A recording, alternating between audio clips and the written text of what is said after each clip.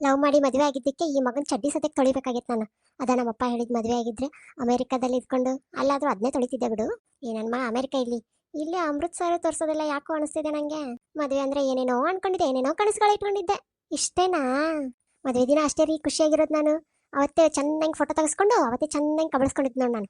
ಅಲ್ಲ, ನನ್ನ ಫ್ರೆಂಡ್ಸ್ ಎಲ್ಲ ಮದುವೆ ಆದ್ರು ಅಂತ ಹೇಳಿ ಅವ್ರು ನೋಡಿ ನಾನು ಹೊಟ್ಟೆ ಉರ್ಕೊಂಡು ಮದುವೆ ಆದೆ ನೋಡ್ರಿ ಅಪ್ಪ. ಮದುವೆ ಆಗೋಕ್ಕಿಂತ ಮುಂಚೆ ಕೆಲಸ ಮಾಡಲಿಲ್ಲ ಅಂದ್ರೆ ನಮ್ಮಮ್ಮನ ಹತ್ರ ಬೈಸ್ಕೊಂತಿದ್ದೆ. ಇವಾಗ ಕೆಲಸ ಮಾಡಿದ್ರು 24 ತಾಸು ಬೈಸ್ಕೊಂತೀನಿ. ನನ್ನ ಕೂದಲು ಎಷ್ಟು ಸಣ್ಣ ಆಗಿಬಿಟ್ಟಿದೆ ನಮ್ಮ ಅತ್ತೆ ಜೋಡಿ ಜಗಳ ಆಡಿ ಆಡಿ.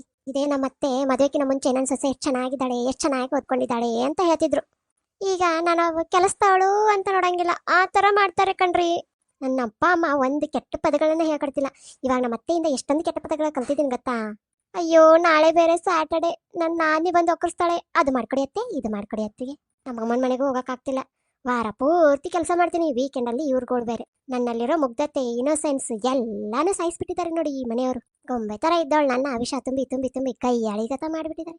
ಅಯ್ಯೋ, ಇವತ್ತು ಇನ್ನಾದ್ರೂ ಯಾಕೆ ಬರೋಲ್ರಿ ಮನೆಗೆ? ಅಯ್ಯೋ, ಏನಾದರೂ ಆಕ್ಸಿಡೆಂಟ್ ಆಗಿಬಿಟ್ಟಿದ್ಯಾ? ಅಯ್ಯೋ ಬೇಡಪ್ಪ ದೇವ್ರೆ, ನಂಗೆ ಮತ್ತೆ ಇದೇ ಸಾವೇ ಕೊಡಪ್ಪ. ಅವ್ರಿಗಿನ ಮುಂಚೆನೇ ನೆಗದ್ ಬೀಳೋಂಗೆ ಮಾಡು. ಮೇಲ್ಗಡೆ ಬಂದು ನಾನು ನೋಡ್ತೀನಿ ನಿಜವಾಗ್ಲೂ ಅವ್ರು ನಾನು ಇಷ್ಟಪಡ್ತಾರಾ ಅಥವಾ ಇಲ್ವಾ ಅಂತ. ನನ್ನ ಡೆಡ್ ಬಾಡಿ ಮುಂದೆ ಆಳ್ಬೇಕು, ಅವಾಗಲೇ ನನಗೆ ಗೊತ್ತಾಗೋದು ನನ್ನ ವ್ಯಾಲ್ಯೂ ಎಷ್ಟು ಅಂತ.